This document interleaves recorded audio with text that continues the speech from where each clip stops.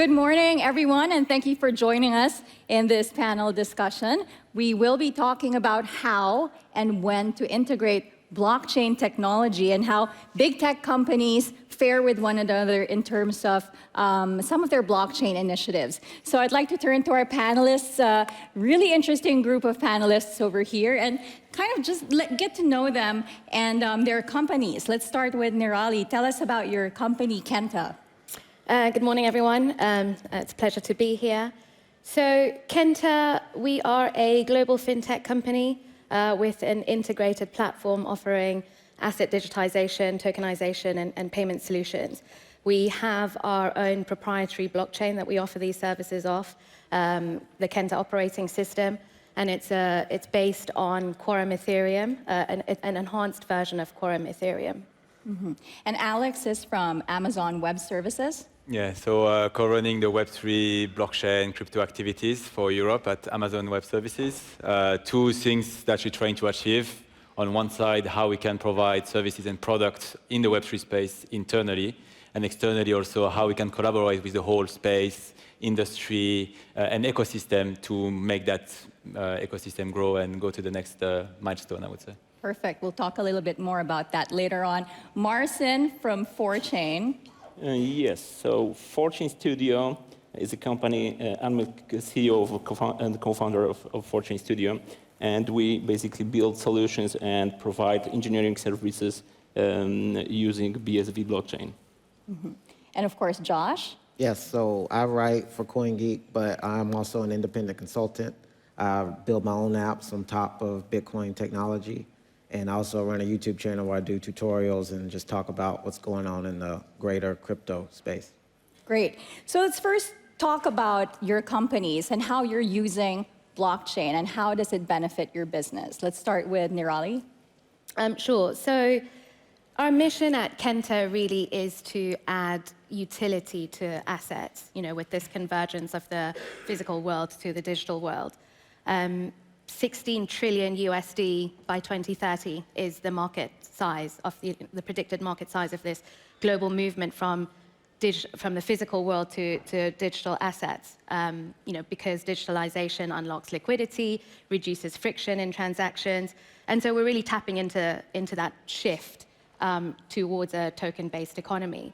So our flagship product is a gold token, Gcoin, which is a digital title to physical gold that sits in a vault. And we offer this as a retail product to consumers who want to tap into the gold market, at a fraction of the cost or not, having to worry about storage costs and so forth. We also offer it to businesses as a value transfer mechanism or a payment settlement tool. So, for example, we're working with clients in the media and entertainment sector. And these companies work with content creators who, they're in the gig economy, they're globally spread out, they're remote. And so, typically, these companies are faced with relatively low value, high volume global payments. And so this can be really sticky, right? Because of high transaction costs, high lead times for transactions, FX fluctuations. And so with this token-based value transfer mechanism with Gcoin and digital wallets, we're able to help our clients operate more efficiently, right? They can manage FX better, they can pay out their workers almost instantaneously, and they can do it at a lower cost. And then the third aspect of our business is a supply chain traceability solution, blockchain-based traceability solution. Mm-hmm. So from the very offset, we were very conscientious of the integrity of the gold that feeds our Gcoin program. Gold is a termed a conflict mineral. It can lead to financing conflict in producing countries. It can be used for money laundering. Can result in unsafe mining practices, child labor, forced labor, and so forth, right? So we wanted to make sure that the integrity of the gold was there. So we developed this supply chain solution to tag and track gold from mine to refinery to vault and so forth. And over the years, we've seen the demand for this supply chain tech coming from miners and refiners themselves as they sort of, and jewelers and investment banks, right? Because they're looking to fulfill this sort of growing demand for gold with provenance and supply chain transparency. And then, that's sort of translated into other commodities like cobalt, lithium, coffee even, carbon credits, as companies try to prove their responsible sourcing practices, comply with reams of legislation, and even create these sort of premium products from a product differentiation perspective. Mm-hmm. And these are use cases that are very useful and common that we see nowadays. What about, Alex, at Amazon Web Services? Are you using, or what kind of blockchain initiatives, projects do you have at the moment? So over the past months, we've seen a lot of Web2 companies entering the space. Just to set the record clear, Amazon and Amazon Web Services have been running some activities in the blockchain space for 6-7 years already.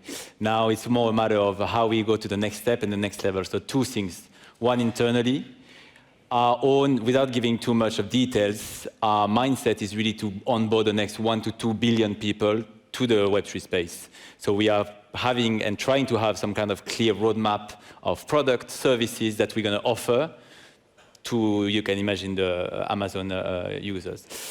Externally, it's taking, I would say, special seats of being a service provider of most of the Web3 players, both vertically and horizontally, to make sure that this whole industry and ecosystem goes to the next level. So what I mean by vertically and horizontally, we're talking to almost all kinds of players, from protocols, wallets, NFT, DeFi, exchanges, market makers.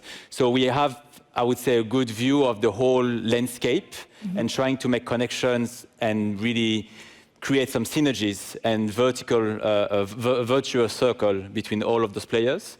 And also vertically, we're talking to the two mates in the garage, creating the next unicorn, up to the big corporation of this world, the Nike, Starbucks, Adidas of this world, trying to enter the space or already in the space. And again, here trying to make some connections, because the big players, almost all of them are talking to us and wanting to enter the space, but not all of them know how to do it, know how to talk the language, know where to start, or have the resources. So this is where we try to make the connection with Web3 pure players, the crypto-native guys, and then to see how we can accelerate the onboarding and adoption within traditional, I would say, industries and corporation. Why do you think it's important for Web2 companies to make that transition to Web3? Do you think it's because they don't want to be left behind by other companies that have integrated blockchain, or is it because they recognize the benefits that blockchain can bring? Probably a bit of both, but I will go more with the latter.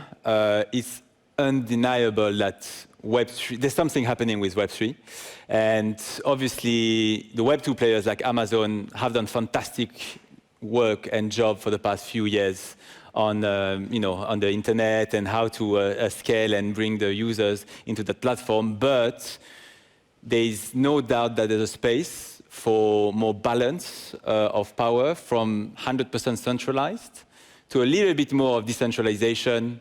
And AWS is definitely embracing that, I would say, philosophy to some extent.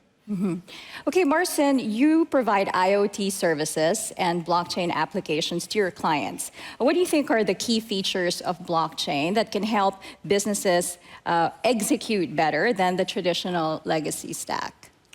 And so I think that there are a variety of use cases that can be easily transferred into the blockchain. Of course, when we need immutable data, we need blockchain to store this data, but also tokenization or smart contracts. These are areas that can be integrated also with the IoT to provide extra features for and automate processes in, I would say, regular businesses. What do you think are the most common use cases that companies choose to use blockchain? Do you think it's tokenization or smart contracts, perhaps NFTs? So basically, I think we are still at the early stage. So the most popular use cases right now are related with tokenization, but there are also some first attempts with smart contracts. And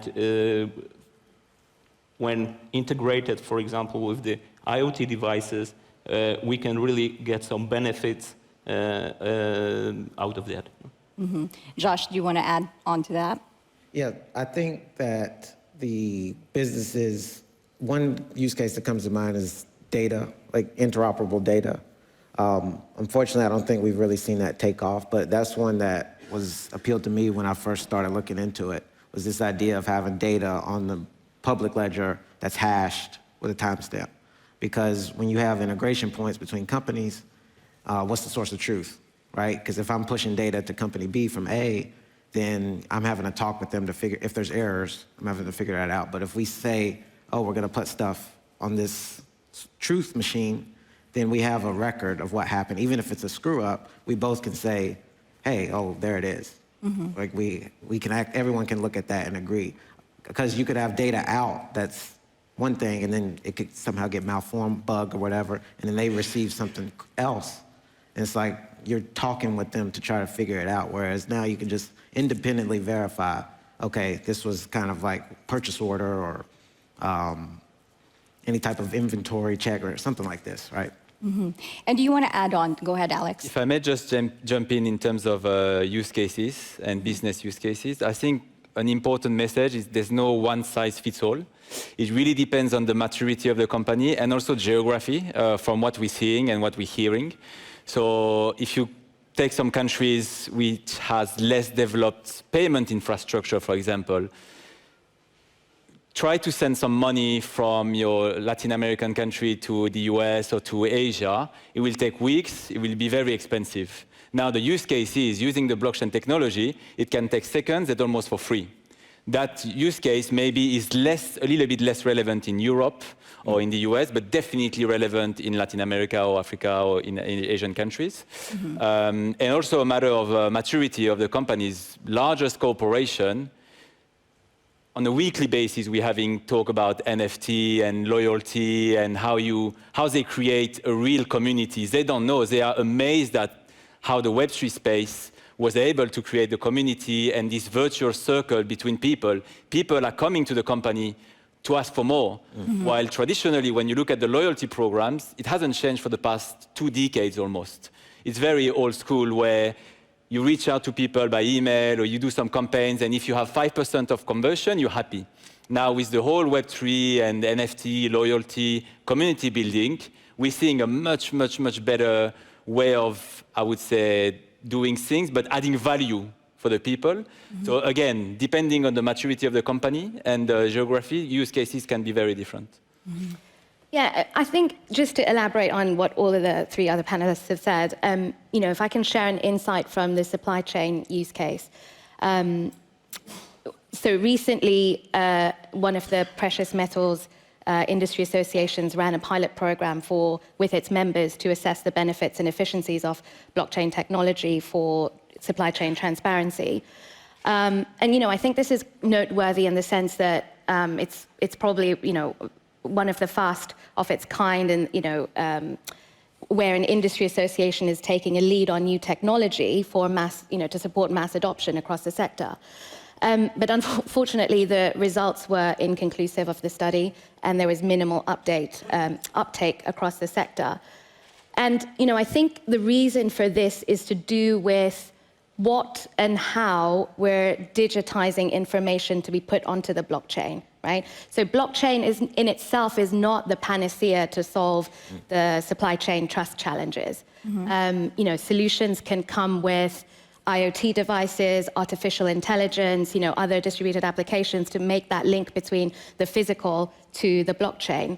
If companies are simply entering data into the blockchain rather than their own systems, it doesn't, yes, in the sense it solves it gives you trust, it gives the end user trust in the sense that it's distributed ledger, it's immutable records, but it doesn't solve for that actual challenge of, is the data reliable, right, as you were saying? Did this product or commodity originate and travel through exactly how this digitized record says it did, right? So, you know, we need to look at the entirety of the solution architecture rather than just the blockchain in consideration. And what's interesting, I think, is, and you know, this might come as a bit of a surprise to those of us who work in the field, but what's apparent is that the end or the target user is not always aware of the differences between different solutions, right? Blockchain is blockchain is blockchain. Whereas actually, every blockchain and every solution operates in a different manner. So, you know, I think it's that sort of entirety and really sort of engaging with stakeholders and getting them to understand the nuances and the merits of different solutions. Now for a case, go ahead. And just, I would like to add that it is very important, you know, from the very beginning to see what's the problem and if the blockchain is a solution for this problem. And to really go through the entire process, not only just to use blockchain just for the purpose of using blockchain, but really to solve the problem that exists. This is the one thing. The other is to look into various stakeholders across the entire solution, so globally. As you mentioned, you know, it's not about me having blockchain solution, but also users and stakeholders of the solution, that you should be aware that it solves the problem, but also they are tech savvy enough just to operate and to join the blockchain. Right. Now let's talk about blockchain integration and those cases where it adds cost. What happens there? How can companies justify the cost, and is it possible to continue even without getting the expected revenue? Josh? Yep, so I think so far we have not seen a powerful or use case that makes most people look and say, this is a great idea. To the point, I wouldn't argue, the critics of blockchain rightfully, in my opinion, say that it's a solution looking for a problem. So it has to start, like what you said, it has to start with something that's a particular pain point, very specific, and someone has to come in and integrate it.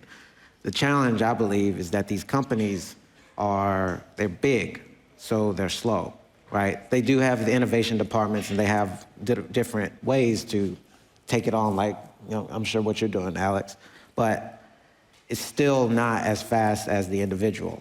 So unfortunately, in the short term, I believe the individuals are going to kind of vote with whatever coin or whatever, and whatever they're doing on the chain they feel is the most useful, that makes them the most money. And then the companies, I think, will see, okay, something's taken off, because as more people use it, price rises, it gets more secure.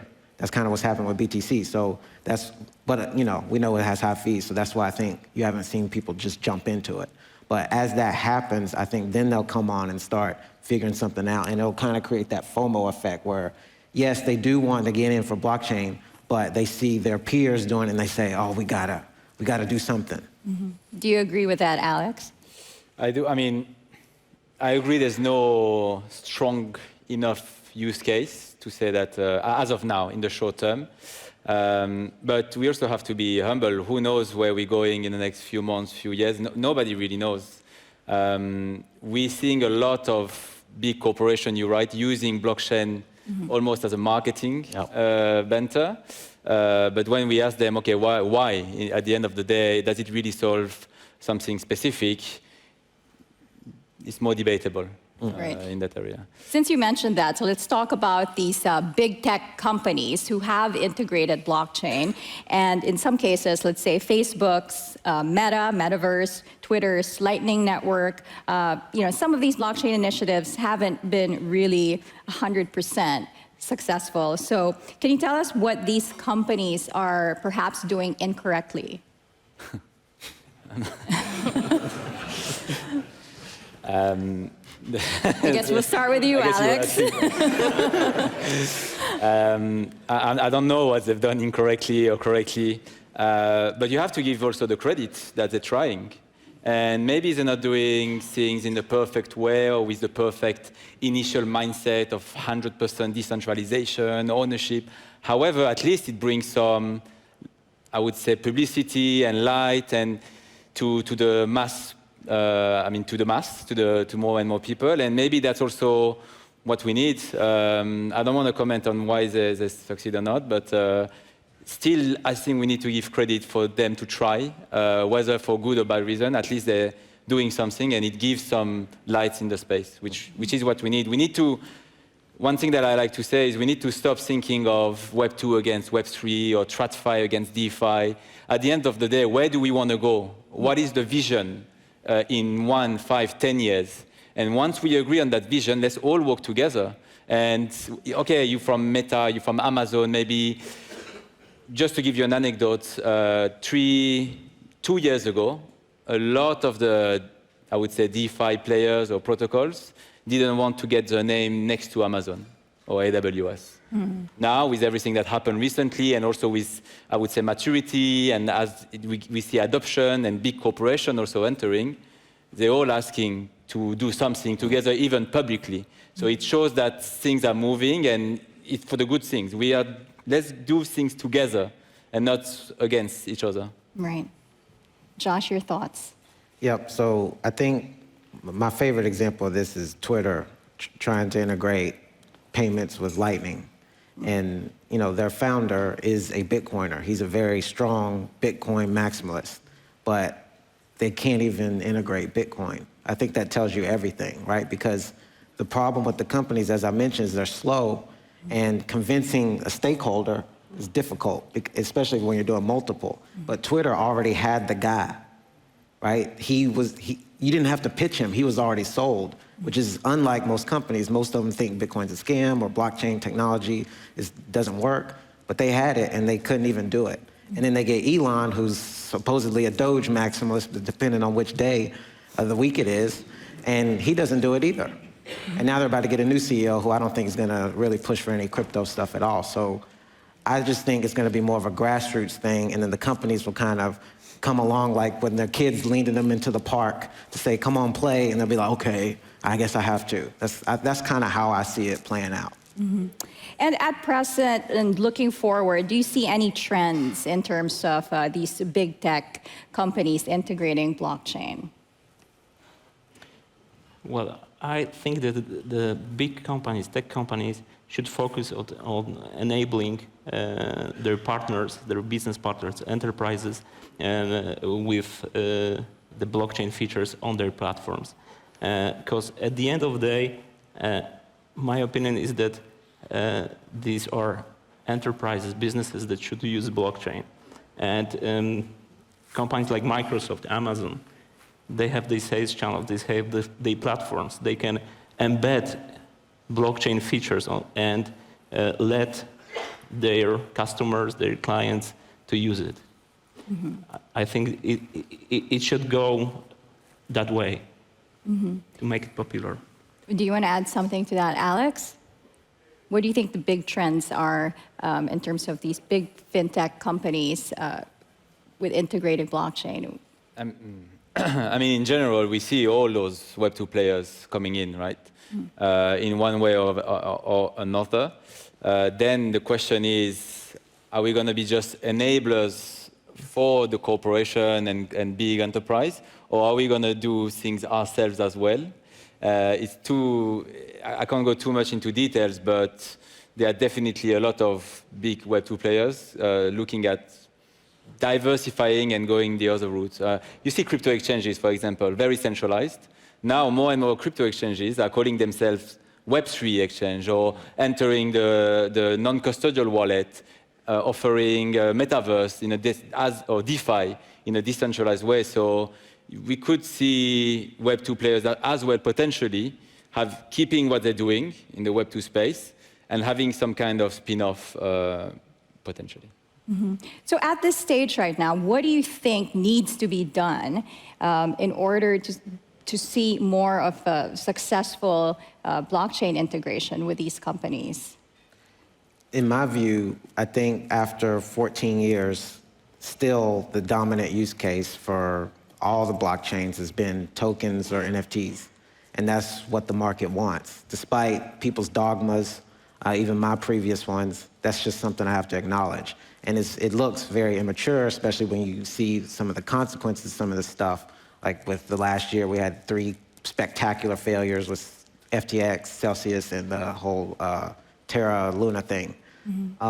But I think it's like that example I gave with the kid and the dad, is that I think the companies have to look at what the users are doing and stop arguing with them and say, okay, we've got to make something that they want. So to me, it allows even the big companies to engage more directly with their users. So, you know, one example I give is if, say, Coca-Cola did some, I don't know, some glass bottle NFT collection or something like that. Sounds silly, but I'm sure they can come up with some way to make that work, market it, and who knows what'll happen. But the thing is, if the blockchain is cheap, they can experiment with this stuff. And if they fail, oh well, right? So they shouldn't be afraid of failure, because that is, I mean, a lot of us look at that as a definition of entrepreneurship, is we continuously fail until we make something work. So the idea is to keep trying, keep trying, keep trying. And, you know, at least, like you said, Alex, at least it deserves some credit for at least attempting. So they need to try it. If it doesn't sell, oh well, just make something else.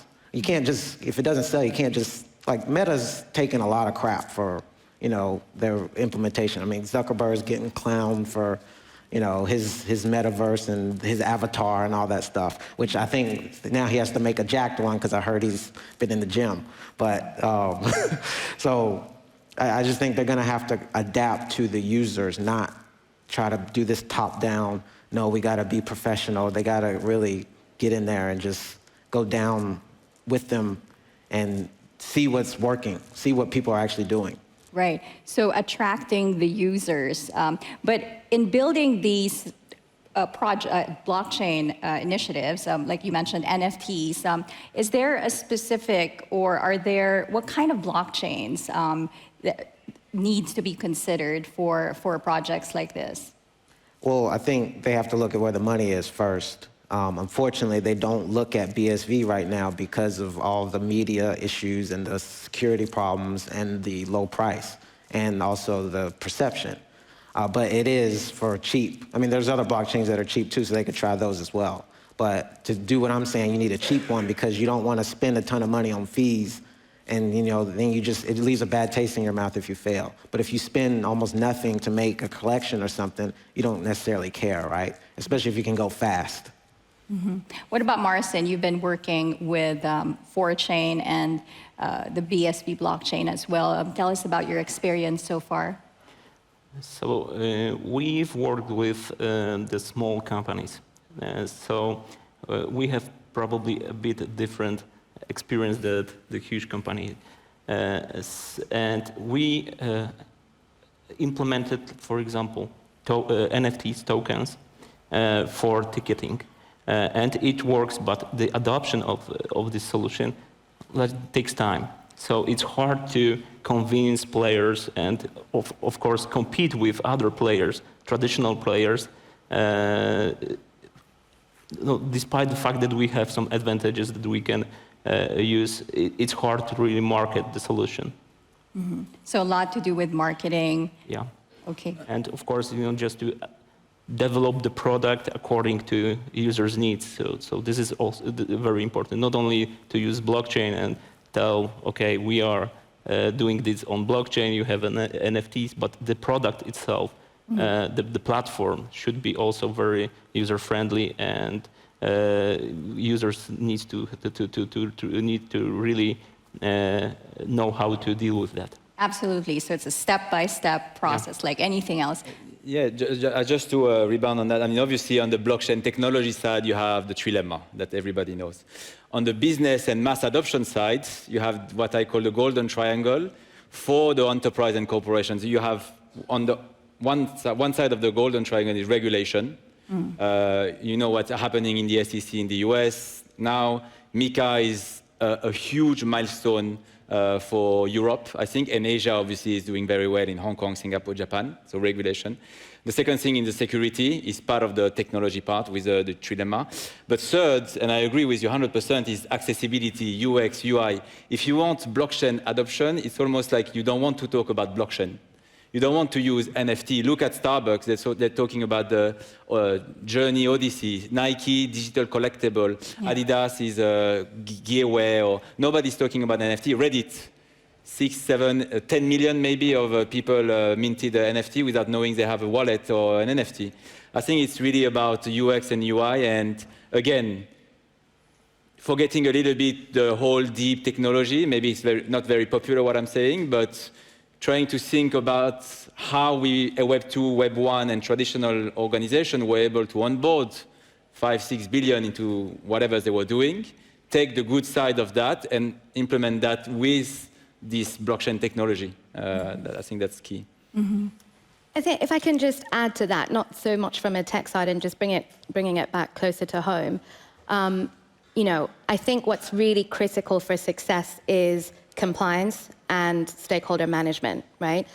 It's a sort of running theme at Kenta where the tech team's always saying we can build any solution. It's not the tech that's necessarily going to fall short, right? It's the business side of the solution around compliance, change management, customer service, where I think the hurdles lie. So, you know, we've been looking to launch Gcoin in West Africa for some time now, and the amount of time and effort that's gone into engaging with local regulators, the local SEC, the central banks, you know, educating stakeholder after stakeholder on the merits of the product, how we're going to deal with potential challenges and risks. And, you know, not only in light of the international scandals that have happened, but also local scandals around digital assets that have taken place, which are obviously closer to their minds, right? Mm-hmm. And so, you know, and also thinking about, you know, whether we have the right licenses to operate, money transmission licenses, payment service provider licenses. So all of this, I think, takes a lot of time and effort, right? And often we forget that that aspect is really critical before we start implementation. Mm-hmm. You mentioned regulation, which will bring me to actually my last question. We have 2 minutes left on the clock. So just quickly, what do you think are the remaining challenges of blockchain adoption, and what are the possible solutions? Like to start? I can start. I think it has to be something new. With the internet, you know, it gave something. So, I mean, I can compare it with Facebook now. Mm-hmm. You know, I think they're trying to give people something that they don't care about. Whereas I remember in 07, 08, when I got onto Facebook, I was getting ready to go to college, and I could connect with all these people that I never met before because we were all going to the same school. This was something that was just not possible before. And like I mentioned, solution looking for a problem. It has to be something that users want that's new, but they didn't know that they wanted. I think that has to be it for this to start taking off. And like I mentioned, I think it is the tokens and NFTs. Unfortunately, people have been taken advantage of, but overall, I do think it's a net positive, and it is going to drive it forward because people love this idea of ownership. Mm-hmm. But the companies, a lot of them are predicated on the opposite of that. So why would they give that up? It doesn't make sense to me. That's why I think it has to be something brand new, and then they'll be coming along kicking and screaming. Okay, so tokens and NFTs. Marcin, your thoughts? I think we need more time, really, to get benefits out of existing projects. And once the one big case will be there, the other players will follow. Mm-hmm. I think so too. Go ahead. More time, building block by block, agreed tokenization, NFT. I think we haven't mentioned gaming. Blockchain gaming could be the next DeFi, any DeFi summer or NFT that happened in the past. That could also be one of the catalysts to bring back blockchain at the forefront of everybody's mind. The gaming market is bigger than music and movies market combined. Mm-hmm. It tells you everything about the potential of it. So that could be one of the big catalysts in the next few months. Does that mean Amazon's working on a gaming blockchain project? No. I'm just kidding. I know you're not allowed to talk about that. Go ahead, Nirali. I'll reiterate, I think for me it's the regulation and really stakeholder engagement, stakeholder education around what the benefits of blockchain can do. Education. Well, thank you so much for all your insights. I hope you enjoyed that discussion, and thanks for watching. Thanks for joining us. Thanks, guys. Thank you.